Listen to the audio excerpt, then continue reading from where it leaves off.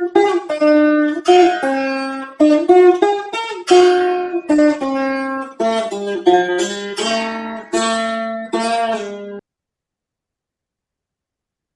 నమ శాంతాయ దివ్యాయ సత్యధర్మస్వరూపిణే స్వానందామృత తృప్తాయ సుందరాయ నమో నమః. మనం అనుభూతి ప్రకాశంలో చతుర్థాధ్యాయంలో ఉన్నాం. దాంట్లో 61 నుంచి 74 వరకు ఉన్నటువంటి శ్లోకాలని ఈరోజు చూద్దాం. అంటే మనం భూమ అన్నటువంటి దాని దగ్గరికి వచ్చాం. భూమ అన్నటువంటిదే ఆత్మ. ఆ భూమ అనేటువంటి విషయం దగ్గరికి మనం వచ్చాం.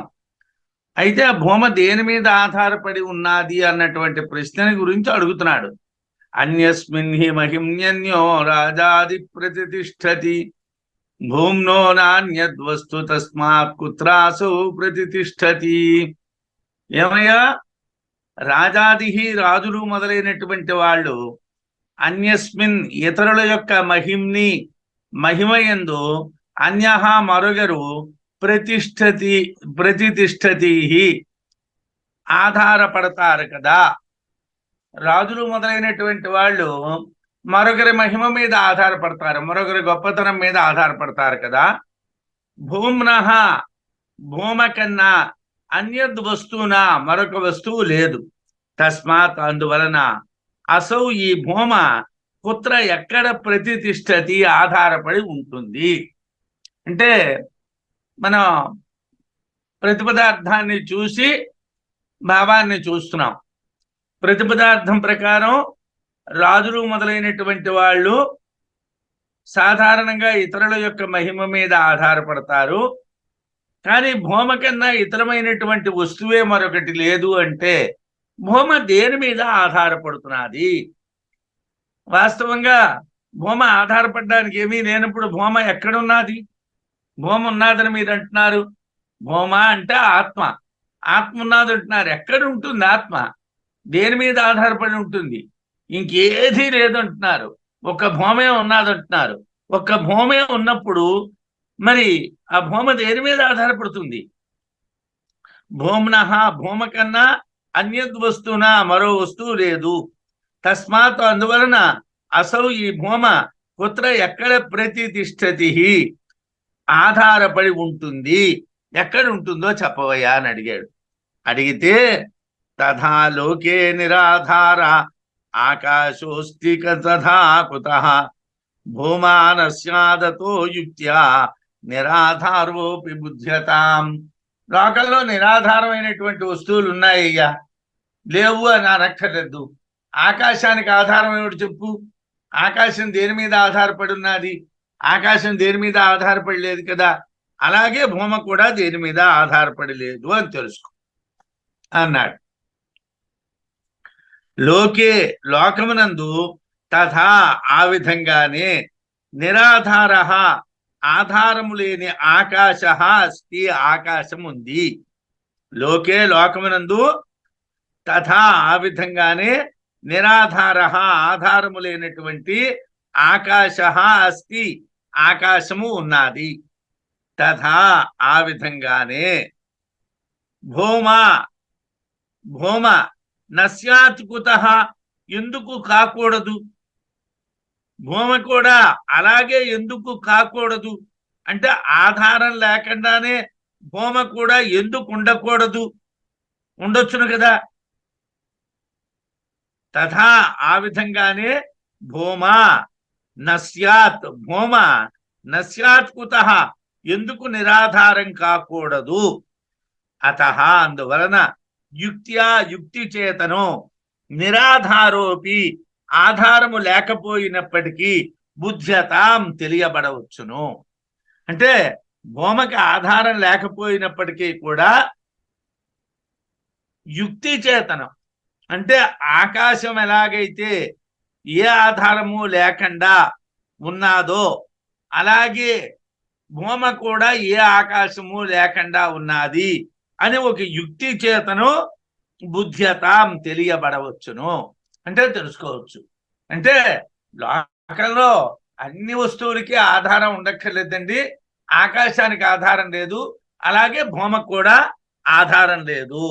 ఆధారం లేకపోయినప్పటికీ లోకంలో ఆకాశం నిరాధారం అయినా ఉంది కదా, ఆకాశం ఆధారం లేకపోయినప్పటికీ ఉన్నది కదా. అదే విధంగా భూమ కూడా నిరాధారం అయినప్పటికీ ఎందుకు ఉండకూడదు? ఉండొచ్చు. నిరాధారంగానే భూమ ఉన్నది అని తెలుసుకోండి అన్నారు.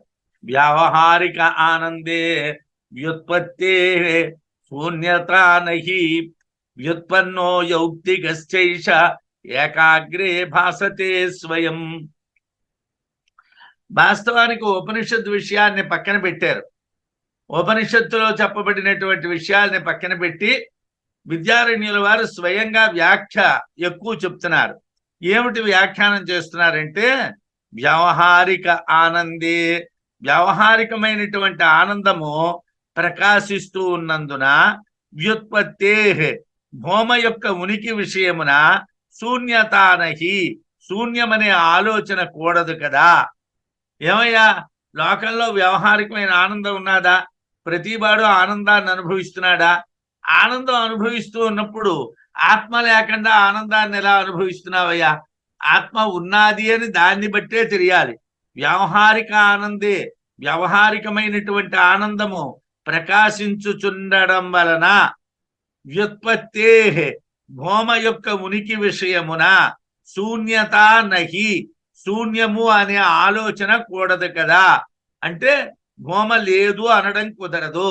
లోకంలో వ్యవహారిక ఆనందం ఉన్నది కాబట్టి భూమ ఉన్నట్టుగానే వ్యుత్పన్న ఆనందము వలన తెలియబడుట వలన యౌక్తికేశ్చ, యుక్తితో కూడినది అగుట వలన ఏషః, ఈ భూమ ఏకాగ్రే చిత్రే, చిత్తాగ్రేక సమయమునందు స్వయం తనంతట తానుగానే భాసతే, ప్రకాశిస్తున్నది.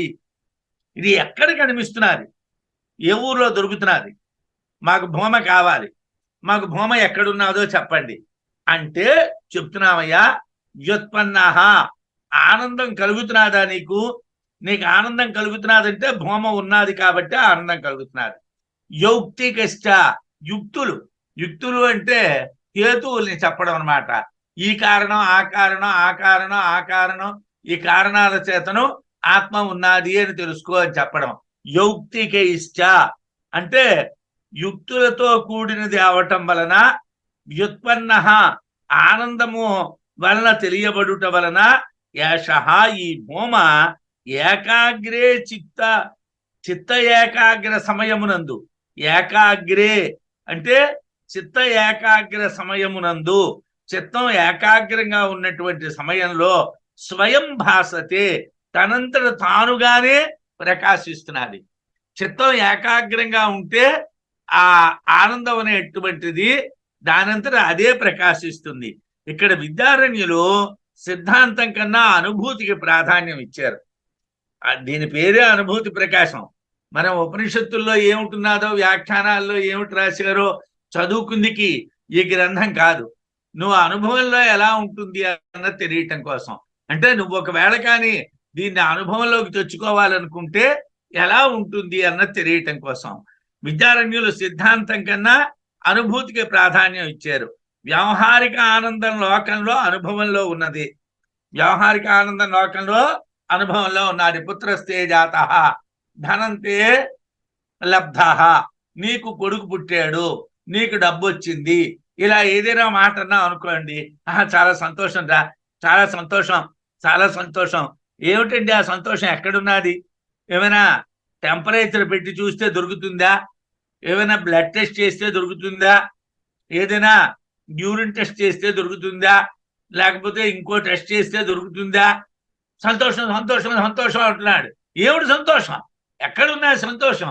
అనుభూతిలో ఉన్నారు, చిత్త ఏకాగ్రతలో ఉన్నది. చిత్తం ఏకాగ్రంగా ఉంటే ఆటోమేటిక్గా ఆనందం ఉంటుంది.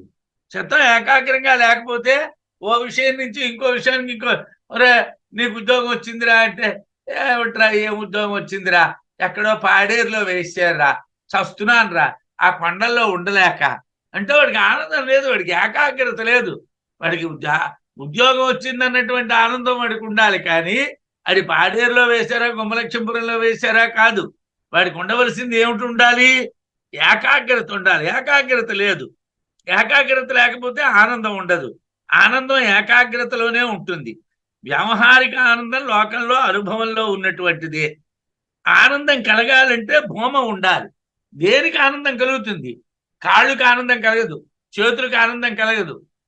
ఆనందం కలిగినప్పుడు కాళ్ళు ఊపుతాం, చేతులు ఊపుతాం, బుర్ర ఊపుతాం, మాటలు అనేకంగా మాట్లాడతాం, అటు ఇటు చూస్తూ ఉంటాం, ఏదో కొన్ని చేష్టలు చేస్తూ ఉంటాం. ఇవన్నీ ఆనందం కలిగినప్పుడు జరుగుతాయి. కానీ ఇవి ఆనందం కాదు. మామూలుగా ఏ ఆనందము లేకుండా కాళ్ళు కొట్టుకుంటున్నాయనుకోండి, డాక్టర్ని పిలవాలి. ఏ ఆనందం లేకుండా చేతులు కొట్టుకుంటున్నాయనుకోండి, డాక్టర్ గారిని పిలవాలి.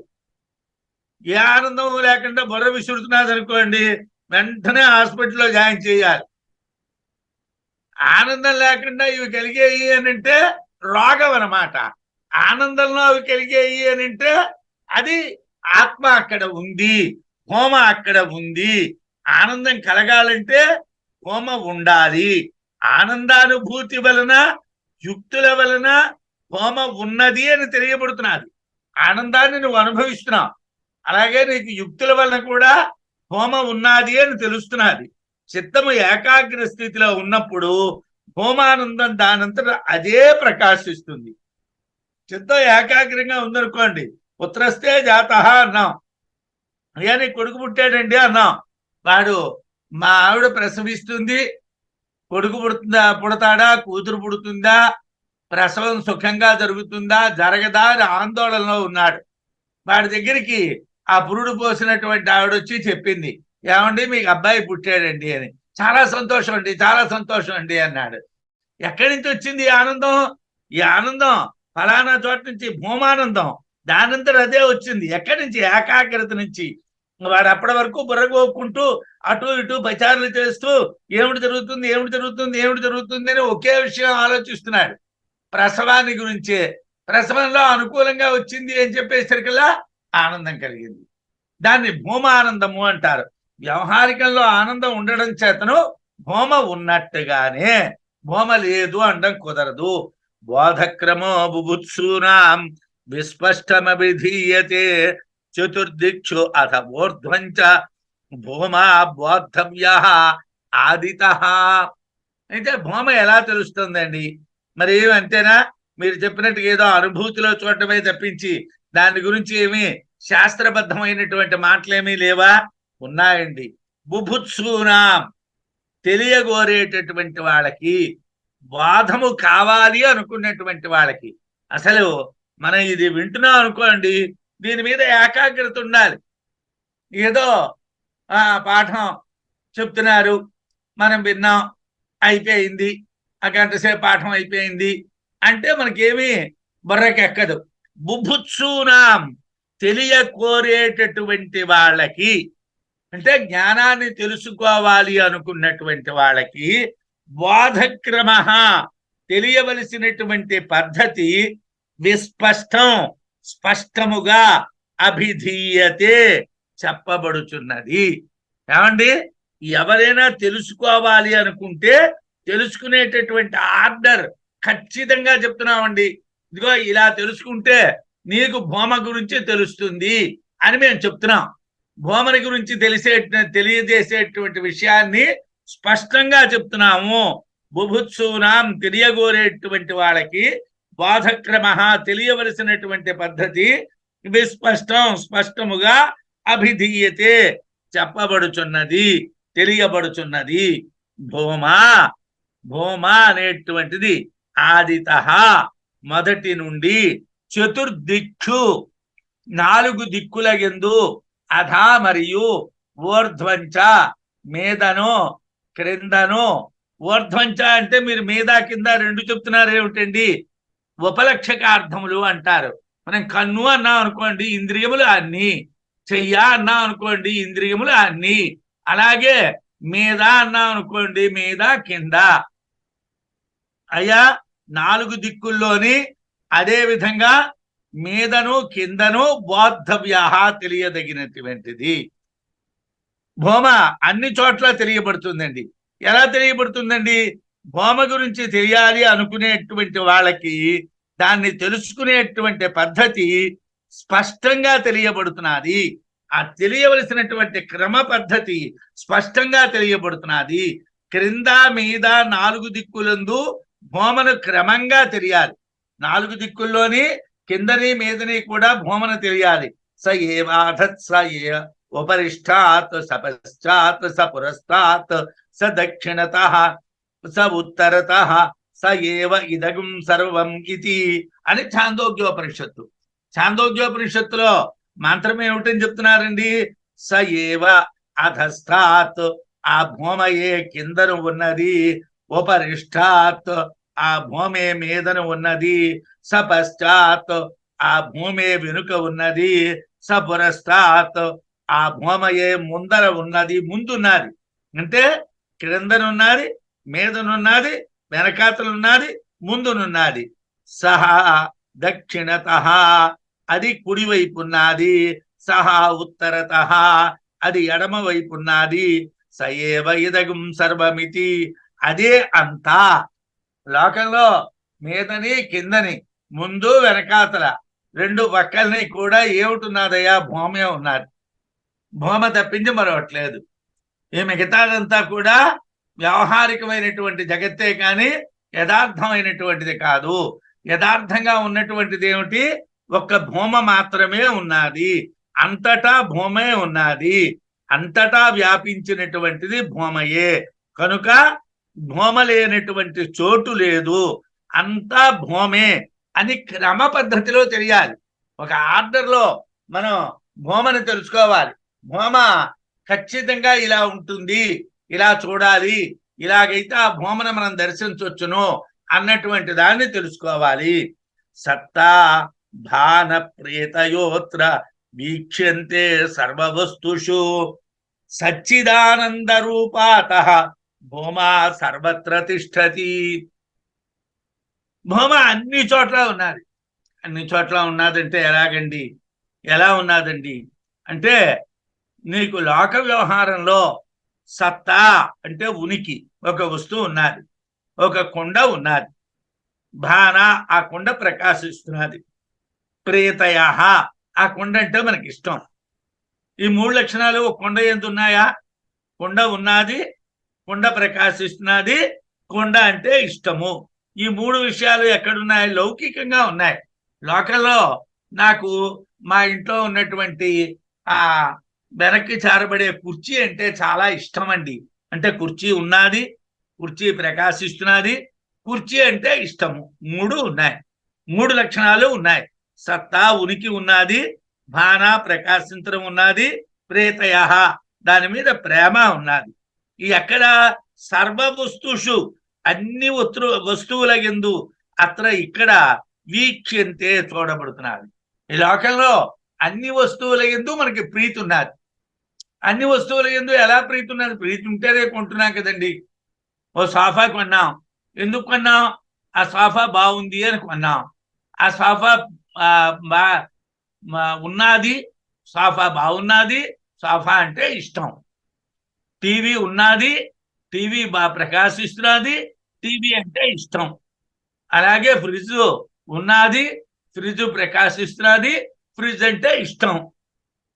ఇలా అన్ని వస్తువుల యందు సత్తా ఉనికి, భాన ప్రకాశించుట, ప్రేతయ ప్రేమ, ఈ 3ను సర్వ వస్తుషు అన్ని వస్తువుల యందు అత్ర ఇక్కడ వీక్ష్యంతే చూడబడుచున్నది. భూమా, భూమ అనేటువంటిది సచ్చిత్ ఆనంద రూప. సత్ చిత్ ఆనంద రూప. సత్ అంటే ఉనికి, చిత్ అంటే ప్రకాశించుట, ఆనందము అంటే ప్రీతి. ఏమైంది?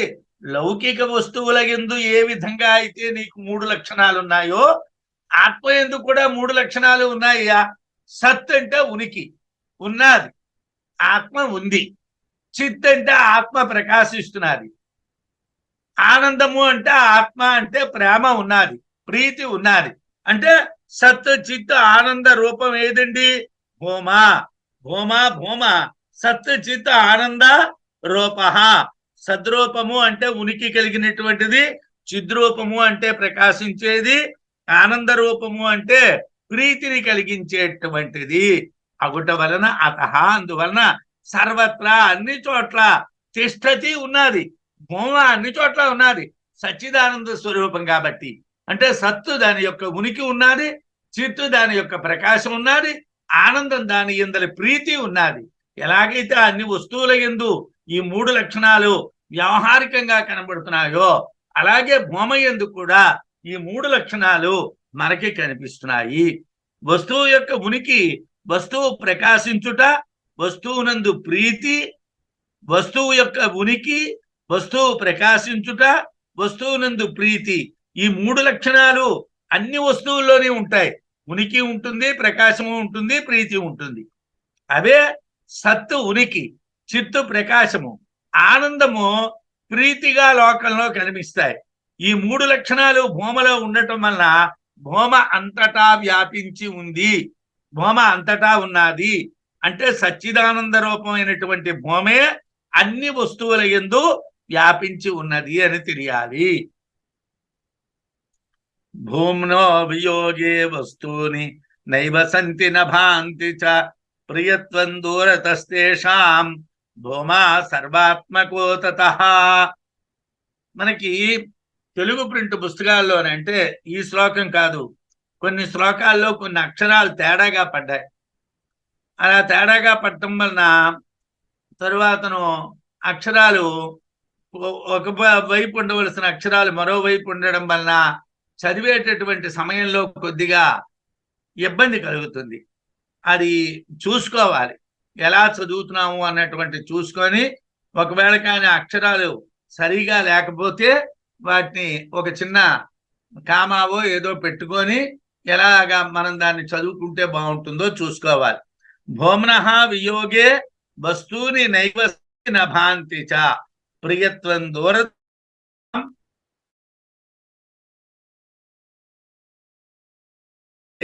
భూమతో సంబంధము లేనప్పుడు వస్తువులు నసంతి ఏవా లేవే లేవు. భూమతో వియోగం ఏర్పడితే అంటే భూమతో సంబంధం లేకపోతే వస్తువులు అసలు లేనే లేవు. వస్తువులు లోకంలో ఉండడం అనేటువంటిదే సాధ్యం కాదు. అంటే వాటికి ఉనికి లేదు. నా భాంతిచ ప్రకాశించవు. తేషాం ఆ వస్తువుల యందు ప్రియత్వం ఆనంద కారణత్వం దూరతః ఉండనే ఉండదు, అందుబాటులో ఉండదు. అంటే భూమ్నః వియోగే, భూమ్నః అంటే భూమతో వియోగం కలిగినట్టుగైతే సంబంధం లేకపోతే వస్తువులు నైవ సంతి ఉండవు, నా భాంతి ప్రకాశించవు, ప్రియత్వం దూరతః వాటి యందు ఆనందం అనేటువంటిది కూడా చాలా దూరంగా ఉంటుంది. అంటే ఉండదు. అంటే మూడు లక్షణాలు ఉండవు. తేషాం భూమా సర్వాత్మకః తతః ఆ వస్తువులకు ప్రియత్వము ఆనంద కారణత్వము దూరతః ఉండనే ఉండదు. అందువలన తతః అందువలన భూమ అనేటువంటిది సర్వాత్మకః అన్ని వస్తువుల యందు ఆత్మస్వరూపంలో ఉన్నది. ఆత్మస్వరూపంలో అన్ని వస్తువుల యందు ఉన్నది. ఆత్మే ఉండేటువంటిది, ఆత్మే ప్రకాశించేటువంటిది, ఆత్మే ఆనందాన్ని ఇచ్చేటువంటిది. భూమకు వస్తువులు ఒకవేళ దూరమైతే వస్తువులకు ఉనికి ఉండదు, వస్తువులు ప్రకాశించడము ఉండదు, వస్తువుల వలన ఆనందం కలగడం కూడా సంభవం కాదు. అన్నింటికీ ఆత్మ ప్రియమైనటువంటిది. ఆత్మనః కామాయ సర్వం వస్తు ప్రియం భవతి అనే బృహదారణ్యకోపనిషత్తులో మైత్రేయి బ్రాహ్మణంలో చెప్తారు. ఆత్మనః కామాయ సర్వం వస్తు ప్రియం భవతి. అన్ని వస్తువులు ప్రియం ఎందుకు అవుతాయండి అని అంటే ఆత్మకు ఇష్టమైనటువంటి అవటం వలన. ఆత్మకు దూరం అయిపోతే ఏ వస్తువు ప్రియమైనటువంటిది కాదు. ఆత్మకు దూరం అయిపోయింది అనుకోండి, ఏ వస్తువు కావలసినటువంటి కుమారుడు కూడా మనవాడు కాడు, కావలసినటువంటి కుమార్తె కూడా మనది కాదు, అలాగే పొందవలసినటువంటి ధనం కూడా మనది కాదు, అనుభవించవలసినటువంటి సుఖాలు కూడా మనవి కావు. ఆత్మకు అప్రియములైతే, ఆత్మకు ప్రియాన్ని చేకూర్చలేకపోతే, అంటే ఎప్పుడైతే ఆత్మకి దూరం అయిపోతాయో, ఆత్మకి దూరం అయిపోతే ఏ వస్తువు ఉండదు, ప్రకాశించదు, దాని యందు ఆనందం కలగదు. కాబట్టి భూమ సర్వాత్మక తతః, అందువలన భూమ సర్వాత్మకమైనటువంటిది. అన్ని వస్తువుల యందు కూడా ఆత్మస్వరూపంతో ప్రకాశించేటువంటిది. అందు గురించి సర్వం వస్తు ఆత్మన కామాయ ప్రియం భవతి అని బృహదారణ్యకోపనిషత్తులో చెప్పారు అని చెప్పుకున్నాం. జగద్భ్రాంతి నివార్యాస్య తాటస్థ్య వినివృత్తయే అహంకారేణ భూమా అనుసంధేయ సర్వదిక్ష్వసౌ. ఏమండి, ఈ శ్లోకం కూడా అనుభూతిపరమైనటువంటి శ్లోకం. అంటే సాధారణంగా చదువుకోవటం కన్నా చదువుకున్నటువంటి దాన్ని అనుభవంలోకి తెచ్చుకునే ప్రయత్నం చేయాలి. చదువుకోవటం అనేది ఒక దశ. అంటే సాధారణంగా అందు గురించే మనకి విద్యాభ్యాసం పెట్టేటప్పుడు elementary education, secondary education, higher education అని 3 రకాలు పెడతాం. ఎందుకోసం అంటే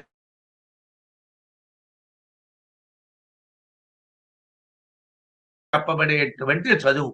అప్పటికి నీకు ఇంకా విచక్షణ జ్ఞానం ఉండదు.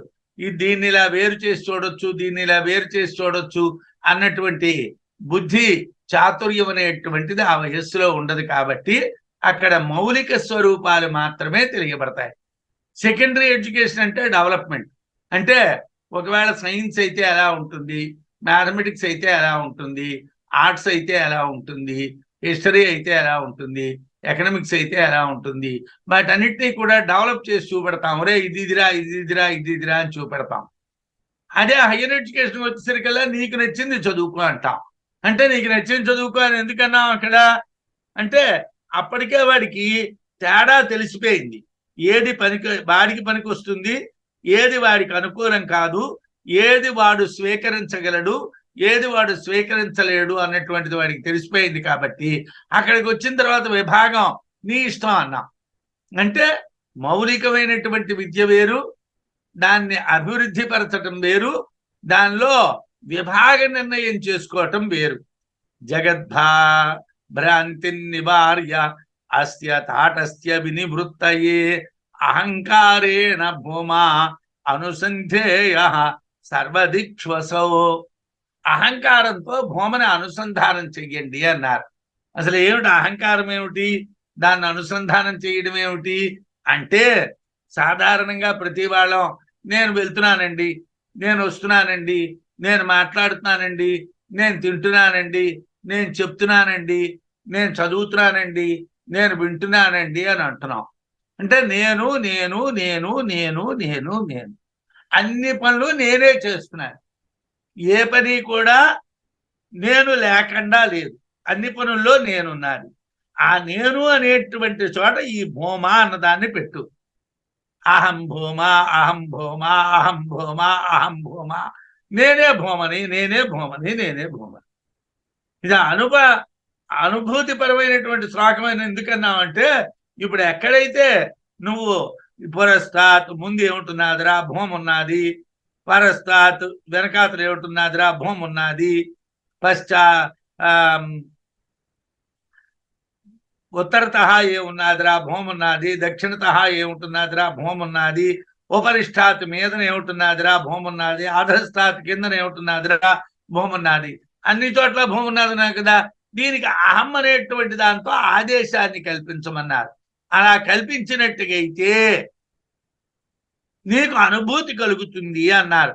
అస్య ఈ భూమ యొక్క తాటస్థ్య వినివృత్తయే, తటస్థతా భావము పోగొట్టుట కొరకు. ఈ భూమ తటస్థం కాదు. తటస్థం అంటే ఏమిటండి, మీరు పదంకి అంటే వ్యుత్పత్త్యర్థం తెలుసునో తెలియదో. ఒడ్డు మీద ఉన్నాడు అనుకోండి, వాడు నీటిలో పడవచ్చు, బయటకి రావచ్చు.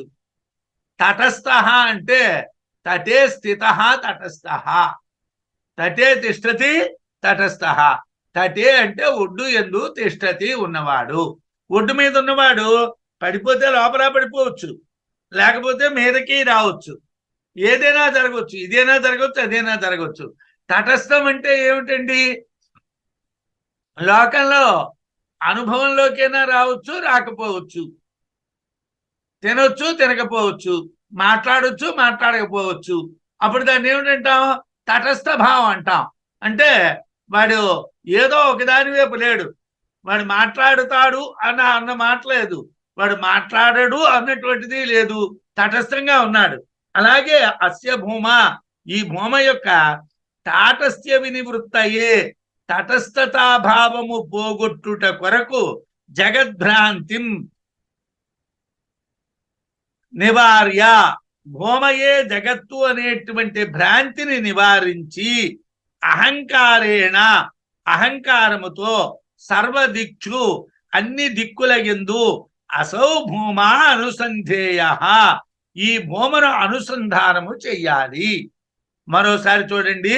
అస్య, ఈ భూమ యొక్క తాటస్థ్య తటస్థతాభావము వినివృత్తయే పోగొట్టుట కొరకు జగద్భ్రాంతిని నివార్య, భూమయే జగత్తు అనేటువంటి భ్రాంతిని నివారించి అహంకారేణ, అహంకారముతో సర్వదిక్షు అన్ని దిక్కుల యందు అసౌ భూమా అనుసంధేయ, ఈ భూమను అనుసంధానము చెయ్యాలి.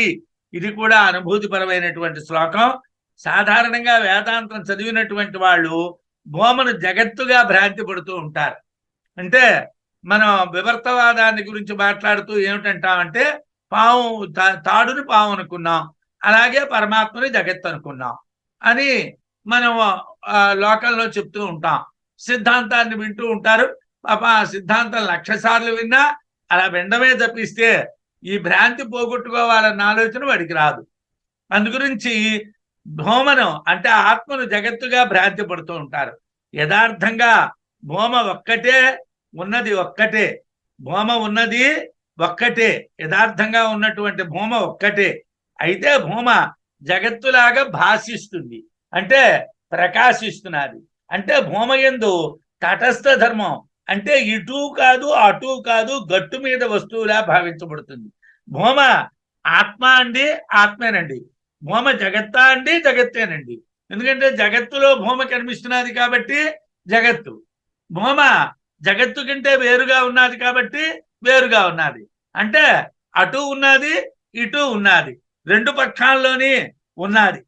అంటే భూమ జగత్తు కాదు కాకపోదు అనేటువంటి భ్రాంతి కలుగుతున్నది. అందుకోసం భూమ యందు తటస్థ భావం పోగొట్టడానికి ఏం చెయ్యాలయ్యా?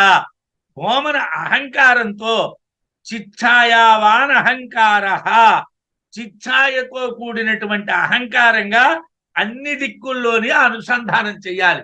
చిచ్ఛాయావాన్ అహంకార, చిత్తు యొక్క ప్రతిబింబ స్వరూపమే అహంకారము. ఆ అహంకారంతో ఈ భూమను ఈ ఆత్మను అన్ని దిక్కుల యందు అనుసంధానం చెయ్యాలి. ప్రతిబింబ భావం పోయిన తర్వాత శుద్ధ చిత్తుగా ప్రకాశించి భూమయే సర్వం అవుతుంది. అంటే ప్రతిబింబ భావం పోయిందనుకోండి, శుద్ధ చిత్తుగా ప్రకాశిస్తుంది, ఛాయ పోతుంది, శుద్ధ చిత్తు అవుతుంది, భూమే అంతా అనేటువంటి అనుభూతి మనకి కలుగుతుంది. అందువలన భూమను అహంకారంతో అనుసంధానం చెయ్యాలి. భూమను దేంతో అనుసంధానం చేయాలి? అహంకారంతో అనుసంధానం చెయ్యాలి. ఈ విషయాన్ని ఉపనిషత్తులో కూడా ఎలా చెప్పారంటే, అథాతో అహంకార ఆదేశ ఏవ అహమేవ అధస్థ అహం ఉపరిష్టాత్ అహం పశ్చాత్ అహం పురస్తాత్ అహం దక్షిణతః అహం ఉత్తరతః అహమేవ ఇదగం సర్వమితి. అహంకారాన్ని ఆదేశం చేయడం అంటే ఆ భూమ అనేటువంటి ప్రదేశంలో అహంకారము అనేటువంటిది పెట్టాం. అహమేవ అధస్తాత్, భూమా ఏవ అధస్తాత్, భూమే కిందనున్నది అనడానికి బదులుగా ఏమిటన్నా? అహమేవ అధస్తాత్, అహమే కిందనున్నది అన్నా. అహమేవ ఉపరిష్టాత్, భూమా ఉపరిష్టాత్, భూమ మీద ఉన్నది అనడానికి బదులుగా ఏమిటన్నా? భూమ మీదనున్నది అనడానికి బదులుగా అహం మీదనున్నది అన్నా. అహమేవ పశ్చాత్ అంటే భూమ వెనకాతలున్నది అనడానికి బదులుగా అహమే వెనకాతలున్నది అన్నా. అహం పురస్తాత్, భూమ ముందున్నది అనడానికి బదులుగా అహం ముందున్నది అన్నా. అహం దక్షిణతః, అహముత్తరత. అంటే భూమ దక్షిణ దిక్కు వైపు కుడివైపు ఉన్నది అన్నటువంటిది అనడానికి బదులుగా అహం కుడివైపు ఉంది, అహం ఉత్తర దిక్కు వైపు ఉన్నది, ఎడం చేతి వైపు ఉన్నది అని చెప్తున్నాం. అహం ఏవ ఇదగం సర్వం భూమా ఇదగం సర్వం అనడానికి బదులుగా ఏమిటంటున్నాం? అహమేవ ఇదగం సర్వం అంటున్నాం. భూమే అంతా అని చెప్పడానికి బదులుగా అహమే అంతా అని చెప్తున్నాం. అంటే అహంకారాన్ని ఆదేశం చేశాం. అహంకారేణ ఆదిశ్యతే ఇది అహంకార ఆదేశ. ద్రష్టు అనన్యత్వ దర్శనార్థం అని శంకర భగవత్పాదుల వారు వ్యాఖ్యానాన్ని రాశారు. అహంకారాన్ని దర్శించడం కోసం అహంకార ఆదేశ, అహంకారేణ ఆదిశ్యతే, అహంకారము ఆదేశంగా అక్కడ వచ్చింది. భూమా అన్న పదానికి బదులుగా అహం అన్నటువంటి పదాన్ని తెచ్చాం. ఎందుకు అలా తెచ్చేవయ్యా అంటే ద్రష్టు అనన్యత్వ దర్శనాత్, ఎవరైతే చూద్దాం అనుకుంటారో వాళ్ళు అంతటా ఆత్మనే చూడాలి తప్పించి మరొక దాన్ని చూడకూడదు. కాబట్టి అహం అనేటువంటి శబ్దంతో ఆదేశించటం, భూమా అనే చోట అహం అనే పదాన్ని ఉంచటం, భూమ చూచువానికంటే వేరు కాదు, అంతా భూమే అని చెప్పడం కోసమే భూమా అహమేవా, భూమా అహం అధస్తాత్, భూమా అహం ఉపరిష్టాత్, భూమా అహం పశ్చాత్, భూమా అహం పురస్తాత్, భూమా అహం దక్షిణతః, భూమా అహం ఉత్తరతః, భూమా అహం ఇదం సర్వగం అని భూమే నేను, భూమే నేను, నేనే కింద, నేనే మీద, నేనే ముందు, నేనే వెనుక, నేనే ఈ పక్కని, నేనే ఆ పక్కని, అంతా భూమే అని చెప్పడం కోసం అహంకార ఆదేశాన్ని చెప్పారు. అదే విధంగా ఉపనిషత్తు భూమను ఆత్మగా కూడా ఆదేశించింది. అంటే అహంకారంగానే కాదు, ఆత్మగా కూడా చెప్పింది. అథాత ఆత్మాదేశ ఏవా, ఆత్మాదేశాన్ని కూడా చూడండి.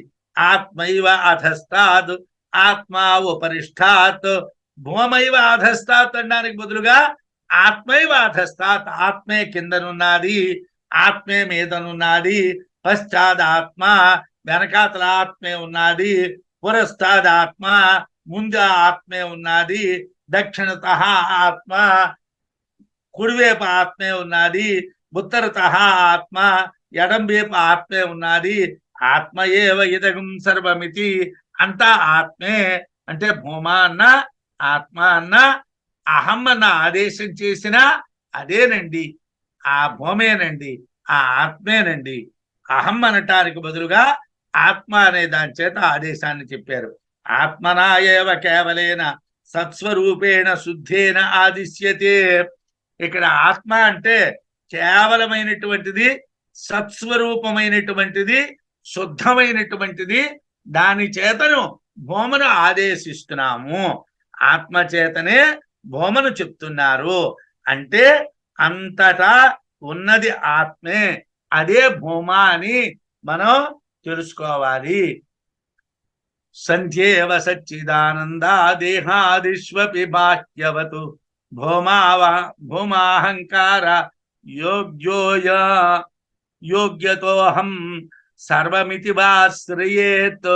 ఇక్కడ ఎలా పడ్డాదంటే తెలుగు పుస్తకాల్లోని భూమాహంకార యోగ్యత యోగ్యో అతః అహం సర్వం ఇది వా శ్రయేత్ అని ఉండాలి. ఆ వాశ్రయేత్ అన్నటువంటిది కలిపిచ్చాడు. వాశ్రయేత్ అంటే అర్థం కుదరదు. సర్వమితి వా శ్రయేత్ అంటే అర్థం కుదురుతుంది.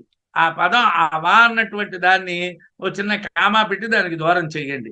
వాక్యవత్ వాక్యమునందు వలనే సచ్చిదానందా సత్తు చిత్తు ఆనందము దేహాదిష్వపి శరీరాదులందు కూడా సంత్యేవా ఉన్నవే.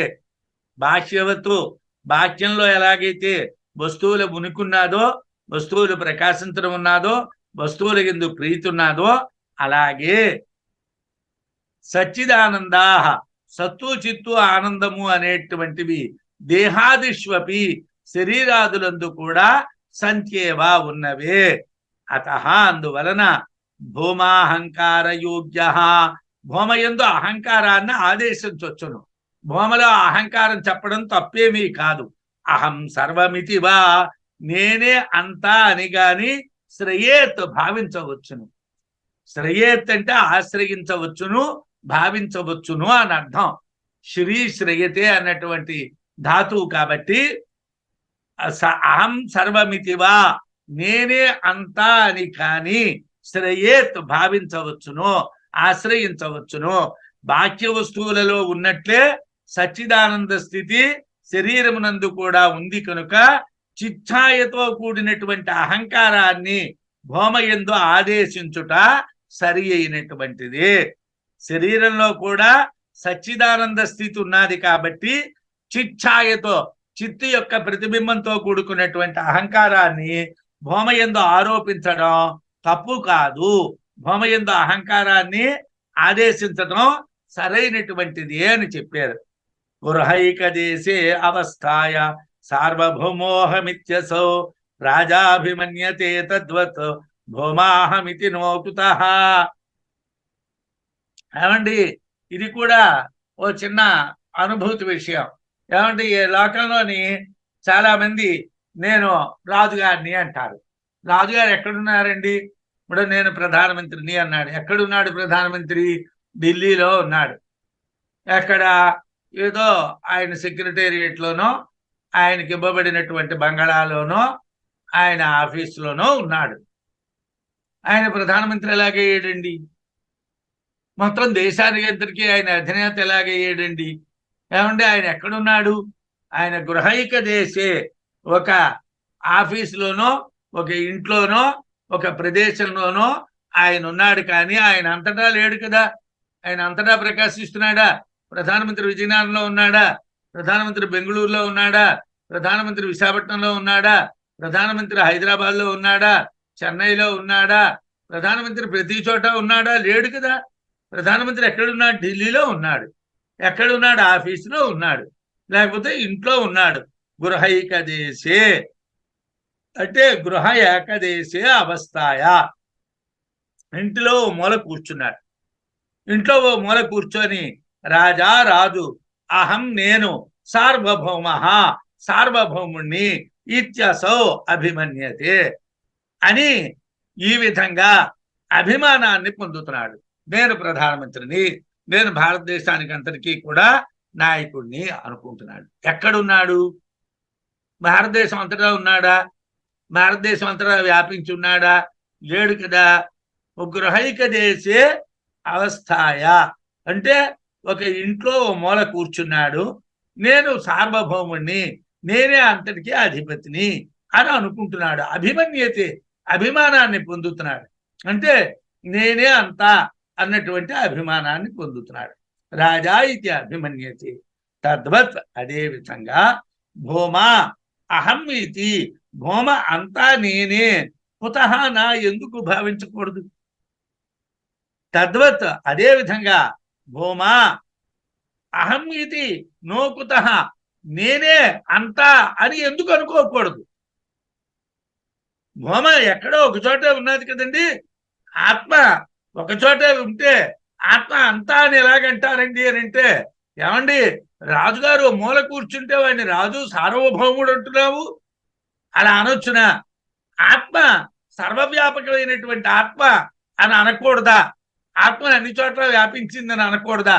అంటే ఎలాగైతే అధికారము మాత్రమే వ్యాప్తమైందో ఆయన వ్యాప్తం కాలేదు, అలాగే ఆత్మ యొక్క స్వరూపము మాత్రమే వ్యాప్తం అవుతుంది. కానీ ఆత్మ అన్ని చోట్ల ఉన్నదా? ఏమండి, కాళ్ళు ఆత్మ ఉన్నదా? చేతిలో ఆత్మ ఉన్నదా? కాలు తీసేసినా ఎలా బతుకుతున్నాడండి? చెయ్యి తీసినా ఎలా బతుకుతున్నాడండి? కన్ను తీసినా ఎలా బతుకుతున్నాడండి అని అంటే ఏకదేశంలో ఉన్నటువంటిది కాదయ్యా, సర్వవ్యాపకమైనటువంటిదయ్యా, సర్వవ్యాపకమైనటువంటిది. ఎలాగైతే అతని అధికారము సర్వవ్యాపకమో అలాగే ఆత్మ యొక్క పరిధి కూడా సర్వవ్యాపకము, అంతటా వ్యాపించి ఉంటుంది. ఇంటిలో ఒక ఆసనం మీద ఉన్న రాజు నేను సార్వభౌముణ్ణి, భూమికి అంతటికీ అధిపతిని అని భావిస్తున్నవాడు కదా. అలాంటప్పుడు అంతటా వ్యాపించినటువంటి భూమ నేనే అంతా అని ఎందుకు అనుకోకూడదు, ఎందుకు భావించకూడదు? అంతటా వ్యాపించినటువంటి భూమ నేనే అంతా అని ఎందుకు అనుకోకూడదు? ఆభిమానికమే వేదం భూమాత్వత్వమితి భ్రమో నిరాకర్తుం సర్వదిక్షు భూమ్నః జ్ఞేయా చిదాత్మత.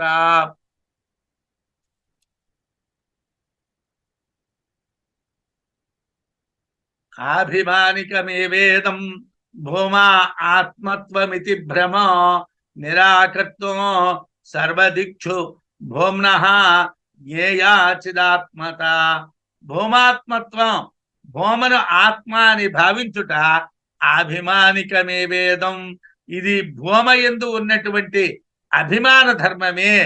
భ్రమం ఇది ఆత్మ అనుట భ్రాంతి మాత్రమే అని భావించటాన్ని నిరాకర్తుం, నిరాకరించుట కొరకు సర్వదిక్షు అన్ని దిక్కుల యందు భూమ్నః భూమకు చిదాత్మత ఆత్మాదేశమును జ్ఞేయా తెలియవలెను. ఏమండి లోకంలోని మీకేదో బాగా ఇష్టం కాబట్టి మీరు అలా మాట్లాడుతున్నారండి, ఆయన అంత గొప్పవాడు ఏం కాదండి. ఇవి ఆభిమానిక విషయాలు అంటారు. అంటే మనం దేని మీదనైనా ఒక వస్తువు మీదనో లేకపోతే ఒక వ్యక్తి మీదనో లేకపోతే ఒక సంఘటన మీదనో మనకి ప్రీతి ఎక్కువగా ఉన్నదనుకోండి, మీరు అభిమానంగా అలా మాట్లాడుతున్నారు తప్పిస్తే అదంత నిజమేం కాదండి అంటారు. అలాగే అది ఉత్తి భ్రాంతి అండి, మీరు అనుకుంటూ ఉన్నది ఉత్తి భ్రాంతి అండి, నిజం కాదండి, భ్రాంతి అండి అంటారు. అలాగే భూమ విషయంలో కూడా మీరు మాట్లాడుతూ ఉన్నటువంటిది అభిమానికము మాత్రమే, అభిమాన సంబంధమైనటువంటి ధర్మం మాత్రమే, అది యథార్థము కాదు. భూమాత్మత్వం, భూమను ఆత్మ అని భావించుట ఆభిమానికమేవ ఇదం, ఇది అభిమాన ధర్మం మాత్రమే. అంటే మీకు దాని మీద బాగా అభిమానం ఉన్నది కాబట్టి భూమ ఆత్మ భూమ ఆత్మ భూమ ఆత్మ అని అంటున్నారు. మీరు దాని మీద ఉన్న భ్రాంతి చేతనం. భ్రమం ఇది, అది భ్రమ మాత్రమే, మీరు పడుతున్నది భ్రాంతి, నిజం కాదు. నిజంగా భూమ ఆత్మ కాదు, భూమ అనేటువంటిది అసలు లేదు అని నేను వాదిస్తాను. నిరాకర్తం, నా వాదన్ని నిరాకరించాలి. ఎలా నిరాకరిస్తావయ్యా? సర్వదిక్షు అన్ని దిక్కుల యందు భూమ్నః అంటే భూమ అనేటువంటి దానికి చిదాత్మత జ్ఞేయ, ఆత్మాదేశమును తెలియాలి. చిదాత్మత అంటే ఆత్మాదేశం. ఇందాకలా మీకు అహంకారాదేశం చెప్పినప్పుడు అక్కడే ఆత్మాదేశం కూడా చెప్పాను. అధ ఆత్మ ఉపరిష్టాత్, అధ ఆత్మాధస్తాత్, అధ ఆత్మా పురస్తాత్, అధ ఆత్మా పశ్చాత్, అధ ఆత్మా ఉత్తరతః, అధ ఆత్మా దక్షిణతః, అధ ఆత్మా సర్వ ఏదగుం సర్వమేవ ఇదగుం అని చెప్పాం. అది ఉపనిషత్తులో చెప్పబడినటువంటి వాక్యం కింద చెప్పాం. అంటే మీరు అహంకారాదేశాన్ని ఎలాగైతే చూడాలో ఆత్మాదేశాన్ని కూడా అలాగే చూడాలండి. అహంకారం ఆదేశంలాగే భూమయందు ఆత్మాదేశాన్ని కూడా చెప్పారు. అలా ఎందుకు చెప్పారంటే భూమ చిత్స్వరూపమైనటువంటి ఆత్మ తెలియాలని చెప్పారు. భూమ అంటే చిత్స్వరూపమైనటువంటి ఆత్మ. భూమ చిత్స్వరూపమైనటువంటి ఆత్మ కన్నా భిన్నము కాదు. అన్ని దిక్కులందు భూమ ఆత్మస్వరూపమే, అన్ని దిక్కుల్లోని కూడా భూమ ఆత్మస్వరూపమే. భూమ ఆత్మ అనటం భ్రాంతి కాదు. భూమ ఆత్మ అనటాన్ని భ్రాంతిగా భావించకూడదు. ఏదో అభిమాన ధర్మంతో భూమను ఆత్మ అనటం లేదు. మనం ఏదో దాని మీద ఉన్నటువంటి అభిమానంతో అది ఆత్మ అని చెప్పటం లేదు. భూమ ఆత్మే, అది చిద్రూపమైనటువంటిది, జ్ఞానస్వరూపమైనటువంటిది అని తెలియాలి అని చెప్పారు. అహం శబ్ద చిదాత్మానం సాహంకారం బ్రవీతి, అహంకారే బోధలీనే చిదాత్మా ఏవ అవశిష్యతే. ఏమండి, అహం శబ్ద చిదాత్మానం సాహంకారం బ్రవీతి, చిదాత్మానం చిత్తుతో కూడినటువంటి ఆత్మను అహం శబ్ద, అహం అనేటువంటి శబ్దముతో చెప్పుట సాహంకారం, అహంకారముతో కూడినదిగా బ్రవీతి చెప్పుచున్నారు కదా. ఇప్పుడు చిత్తుతో కూడినటువంటి ఆత్మను అహం శబ్దంతో చెప్పాం. అహం ఉపరిష్టాత్, అహం అధస్థాత్, అహం పశ్చాత్, అహం పురస్తాత్, అహం ఉత్తరత, అహం దక్షిణత, అహం ఏవ ఇదగం సర్వం అని అహంకారాదేశాన్ని చెప్పాం కదా. చిదాత్మని అహంకారంతో కలిపి చెప్పాం కదా. అలా సాహంకారంగా చెప్పడం అనేటువంటిది చేస్తున్నారు కదా. ఎందుకు చెప్తున్నారండి? అహం శబ్దంతో చెప్పుడు చేత సాహంకారం, అహంకారంతో కూడినటువంటిదిగా మీరు చెప్తున్నారు కదా. అహంకారే బోధలీనే. అయితే ఈ అహంకారం ఉండిపోదండి. ఈ అహంకారం జ్ఞానంలో, చిత్తులో లీనమైపోతుందండి. అప్పుడు ఏం మిగులుతుందండి? చిదాత్మ ఏవ అవశిష్యతే. చిదాత్మే మిగులుతుందండి. అహం శబ్దం అనేటటువంటి దానికి చిదాత్మతో కలిపి చెప్పాం, భూమతో కలిపి అహం శబ్దాన్ని చెప్పాం. ఈ అహం అనేటువంటిది ఆ భూమలో లీనమైపోతుంది, ఆ చిత్తులో లీనమైపోతుంది. లీనమైపోతే అప్పుడు ఏం మిగులుతుంది? చిదాత్మ మాత్రమే మిగులుతుంది. చిత్త అనేటువంటి ఆత్మ మాత్రమే మిగులుతుంది అని తెలుసుకోవయ్యా అని చెప్పారు. అహం అనేటువంటి శబ్దం చిదాత్మను అహంకారంతో కూడా చెప్తున్నది. కానీ అహం అనేది చిత్తులో లీనమైపోతే అహం నశించిపోతుంది, చిదాత్మ మాత్రమే మిగులుతుంది. ఇది కూడా అనుభూతిపరమైనటువంటి శ్లోకమే. సాధారణంగా చిదాత్మ, అహంకారము ఇవన్నీ ఎలా తెలుస్తాయండి? ఎవరైనా ఏకాగ్రమైనటువంటి చిత్తంతో అహం అనేటువంటి దాన్ని చిదాత్మలో లీనం చేసినట్టుగైతే అప్పుడు అహం అనేటువంటిది చిత్తులో లీనమైపోతుంది, మిగిలేటువంటిది చిదాత్మ మాత్రమే మిగులుతుంది, అహంకారం ఉండదు. కాబట్టి ఇది కూడా ఆ చేసేటువంటి సాధనకు సంబంధించినటువంటిది. అహం నశించి చిన్మాత్రమే, చిదాత్మ మాత్రమే మిగులుతుంది. ఇది అనుభూతిపరమైనటువంటిది. జడమైనటువంటి అహంకారము చిత్తు యొక్క ఛాయతో కలిసి అహంకారంగా కనిపిస్తున్నది. చిత్తు యొక్క ప్రతిబింబంతో కలిసి అహంకారం వేరేగా ఉన్నట్టుగా మనకు అనిపిస్తున్నది. కానీ సాధకునికి అనుభూతిలో అహం నశిస్తుంది. సాధన చేసేటువంటి వారికి అనుభూతి కలిగేటటువంటి సమయంలో అహం అనేటువంటిది నశించిపోతుంది, చిత్తే మిగులుతుంది. అప్పుడు ఏం మిగులుతుంది? ఉత్తి చిత్తు మాత్రమే మిగులుతుంది. కనుక భూమన అహంకారాదేశంగా చెప్పినా అహం నశించి భూమే మిగులుతుంది.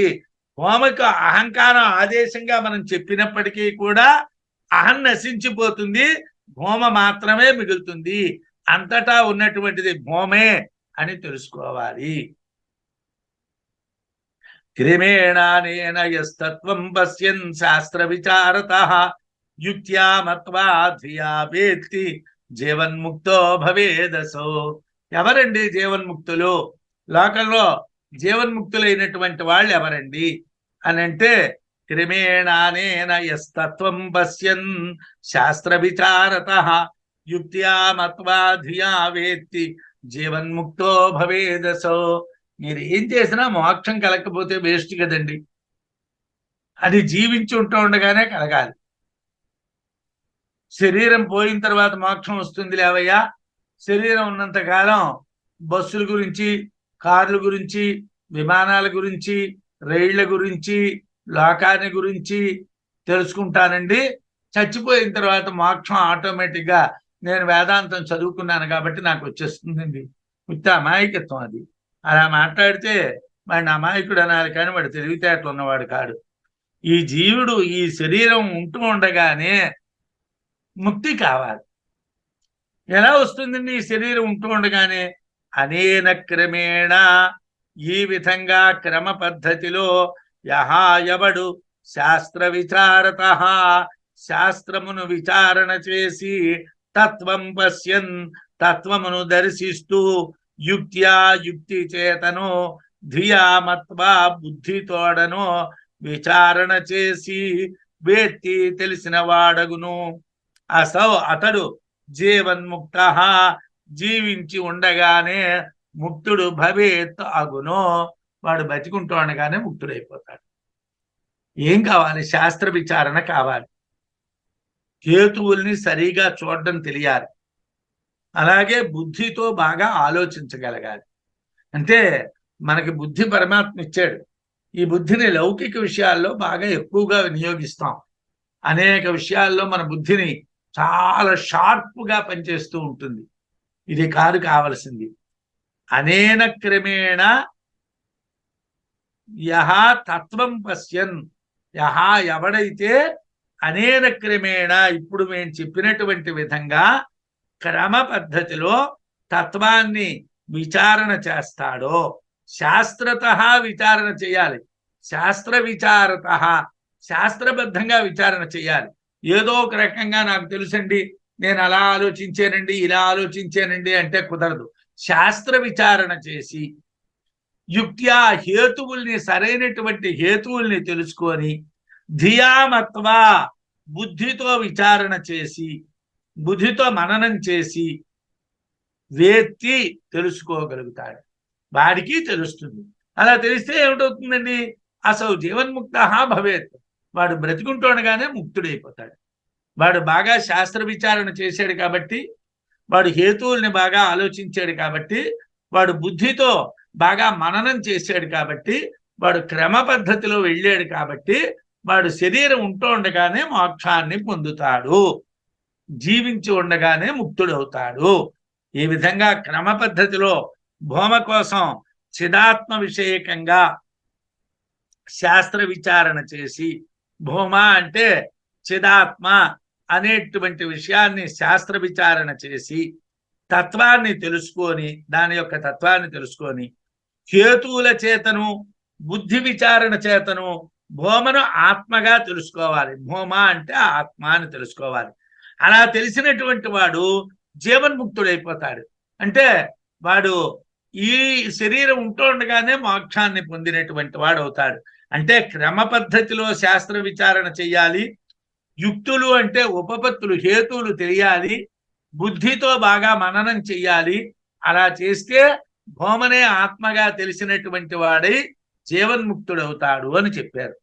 అయితే జీవన్ముక్తో రతి క్రీడా మిథునానంద లక్షణాన్ వ్యవహారాన్ క్రమేణ ఏతి ప్రారబ్ధస్యానుసారత. ప్రశ్న వేస్తాం, ఏమంటే జీవన్ముక్తుడైపోయాడు, వాడు ఆత్మ అని తెలుసుకున్నాడు. అయితే వాడు సంసారం చేయడం మానేస్తాడా అండి? వాడు ఈ పిల్లలు ఉండరా అండి? వాడు వాళ్ళ అబ్బాయిని ఎవరే నాయనా అని పిలవడా అండి? వాళ్ళ ఆవిడ్ని అమ్మా నాకేదో కాఫీ కావాలి, టీ కావాలి, భోజనం కావాలి అని అడగడా అండి? వాడు ఏం మాట్లాడ్డా? వాడు ఎవరితోని ఏ సంబంధం ఉండదా? కొడుకుతో ఉండదా, భార్యతో ఉండదా, బంధువులతో ఉండదా, ఇంటితో ఉండదా, వాకిలతో ఉండదా, డబ్బుతో ఉండదా? ఇదంతా ఉండదా అమ్మా? అన్నీ పోతాయా? జీవన్ముక్తుడు అంటే అన్నీ పోతాయా వాడికి అని మనం ప్రశ్న వేస్తాం.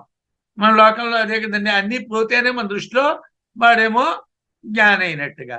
అంటే జీవన్ముక్త జీవిస్తూ ఉండగానే ముక్తుడైనటువంటి వాడు రతిక్రీడా మిథునానంద లక్షణాన్, మైథునాదులైనటువంటి ఇంద్రియ సుఖాలను, వ్యవహారాన్ వ్యావహారిక సుఖములను, ప్రారబ్ధస్యానుసారత ప్రారబ్ధానికి తగినటువంటి విధంగా క్రమేణ క్రమముగా ఏతి పొందుచున్నాడు. అంటే జీవన్ముక్తుడైనటువంటి వాడు రతి, క్రీడ, ఇంద్రియ సుఖము మొదలైనటువంటివి పొందుతున్నాడా లేదా అంటే పొందుతున్నాడు. ఎలా పొందుతున్నాడు? ఆ పొందేటువంటి విధానం ఏమిటి అంటే, జీవిస్తూ ఉండగానే ముక్తుడైనటువంటి వాడు ఇంద్రియ సుఖాలన్నింటినీ కూడా, జీవన్ముక్త జీవిస్తూ ఉండగానే ముక్తుడైనటువంటి వాడు రతి, క్రీడా, మిథున, ఆనంద లక్షణాన్, రతి, క్రీడ అలాగే మైథునము మొదలైనటువంటి ఆనంద లక్షణముల యందు ఇంద్రియ సుఖాలను, వ్యవహారాన్ వ్యావహారికమైనటువంటి సుఖాలను, ప్రారబ్ధస్య అనుసారత ప్రారబ్ధానికి తగినటువంటి విధంగా క్రమేణ క్రమముగా ఏతి పొందుచున్నాడు. అయితే మరి వాడు ముక్తుడు ఏమిటండి? వాడికి ఏమండి రతి ఉంటే, వాడి క్రీడ ఉంటే, వాడికి మైథునం ఉంటే, అన్నీ వాడికి ఉంటే వాడు మరి ముక్తుడైనట్టుగా ఎలాగండి? వాడిని ముక్తుడని ఎలా అంటారండి?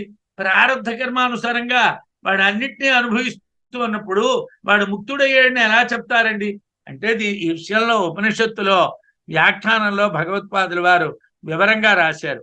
ఉపనిషత్తులో అంతా ఆత్మగానే చూడాలి అని చెప్పి సవా ఏష ఏవం పశ్యన్నేవం, ఈ విధంగా చూచినవాడు మన్మానః, విచారణ చేసినటువంటి వాడు, ఏవం విజ్ఞానన్న ఆత్మ రతిక్రీడ, ఈ విధంగా తెలిసినటువంటి వాడు ఆత్మ ఎందే రతి కలవాడు. రతిక్రీడ అంటే ఏదో భార్య యందు, స్త్రీల యందు, భోగముల యందు కాదండి. ఆత్మన్యేవ, ఆత్మ ఎందే రతి, ఆత్మని ఏవ రతి, రమణం యస్య సహా అయం ఆత్మరతి అని వ్యుత్పత్త్యర్థాన్ని చెప్పారు. ఆత్మరతి అంటే అర్థం ఏమిటండి? ఆత్మ ఎందే రమించేవాడు.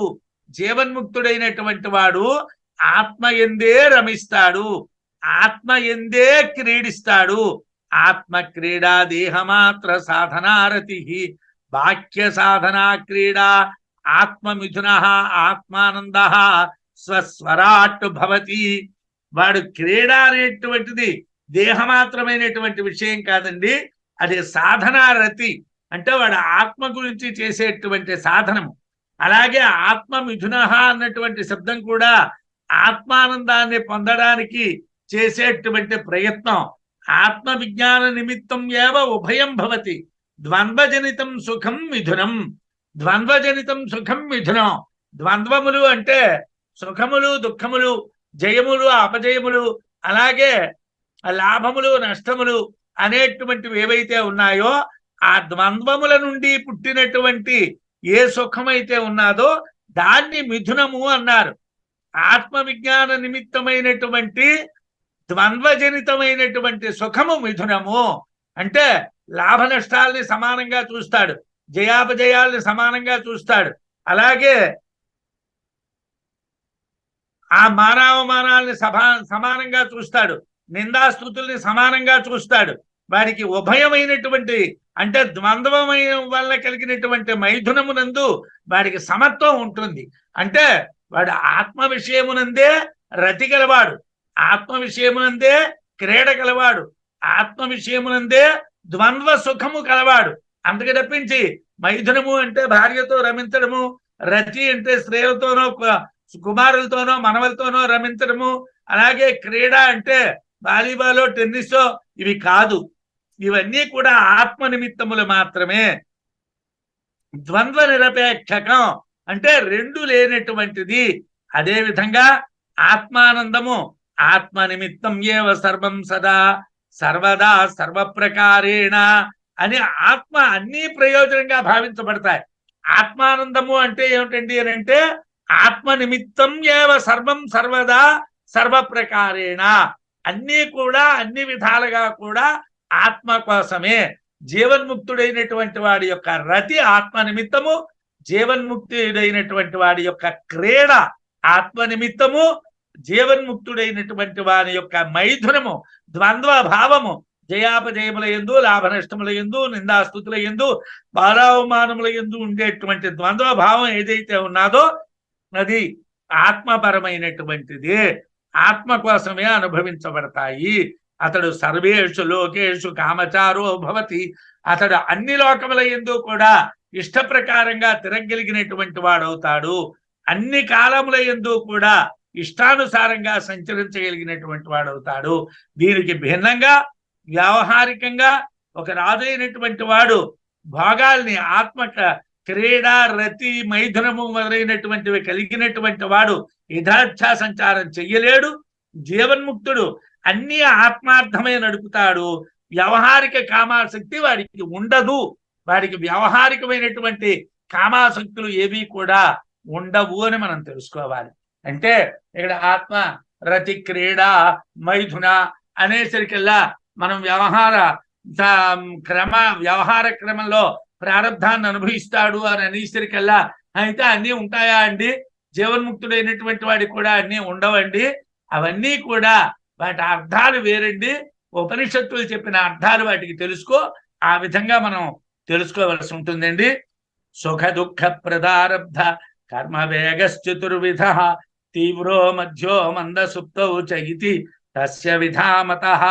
అయితే ఈ లోకంలో ఈ సుఖాలు దుఃఖాలు ఇవన్నీ ఇచ్చేటువంటి ప్రారంధ కర్మ ఉన్నది కదండి. ఈ కర్మ ఎలా ఉంటుందండి? దీని యొక్క వ్యవహారం ఏమిటండి అన్నటువంటిది ప్రశ్న వేస్తున్నారండి. సుఖ దుఃఖ ప్రద ఆరబ్ధ కర్మ వేగ, సుఖ దుఃఖాలను ఇచ్చేటువంటిది ఆరంభించబడినటువంటి కర్మ అంటే ప్రారబ్ధ కర్మము అంటారు. ఇక్కడ సుఖ దుఃఖ ప్రదారబ్ధము అన్నారు, దీన్ని ప్రారబ్ధ కర్మము అంటారు. సుఖ దుఃఖాలను ఇచ్చేటువంటి ప్రారబ్ధ కర్మ యొక్క వేగము చతుర్విధ, వేగ చతుర్విధ, 4 రకాలు. ఏమిటండి? తీవ్ర, తీవ్రమైనటువంటిది, మధ్య, మధ్యమైనటువంటిది, మంద, మందమైనటువంటిది, సుప్తౌ, సుప్తమైనటువంటిది అని 4 రకాలైనటువంటి కర్మ వేగం ఉంటుంది. ప్రారబ్ధ కర్మ వేగము విధామతా 4 విధములుగా తెలియబడుతున్నది. సుఖ దుఃఖాలను ఇచ్చేటువంటి కర్మ వేగం 4 రకాలు. ఒకటి తీవ్రమైన కర్మ వేగము, రెండోది మధ్యమ కర్మ వేగము, మూడోది మంద కర్మ వేగము, 4వది సుప్త కర్మ వేగము అని 4 రకాలైన కర్మ వేగాలని చెప్పారు. సోమవారం నాడు మనం ఆ మిగతా విషయాల్ని పూర్తి చేసుకుందాం. స్వస్తి.